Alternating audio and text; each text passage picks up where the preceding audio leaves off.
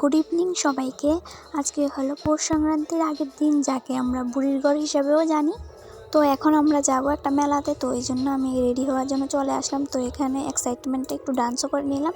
তো আমার পেছনে ওনার টাইমই হলো না, কিন্তু আমি তাড়াতাড়ি রেডি হয়ে গেলাম। এখানে কোথায় যাচ্ছি, কি করে যাচ্ছি, সবটাই তোমাদেরকে দেখাবো। চলো আমাদের সাথে থাকো, লেটস গো। এখানে আমি একটু আবার পোজ দিয়ে দিলাম, কারণ আমার হাতে অনেকটাই টাইম ছিল, কারণ কর্তাবাবুর ধুতি পরাই এখনও শেষ হয়নি। যাই হোক, মেলাতে এসে গেলাম, ওরা আমাদের জন্য ওয়েট করছিল, এখনও মেলা শেষ হয়নি।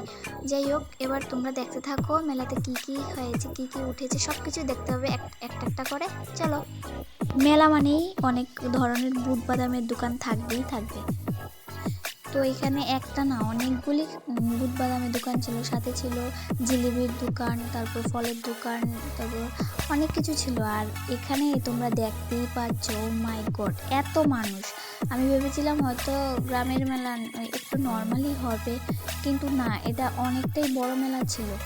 এখানে দেখো কতগুলি কাপের দোকান। তো আমি ভেবেছি কয়েকটা কাপ নেব, তো উনি বললেন, না, তোমার তো অনেক কাপ আছে, আর কি করতে কাপ নেবে, তুমি কি দোকান দেবে না কি নেক্সট মেলাতে?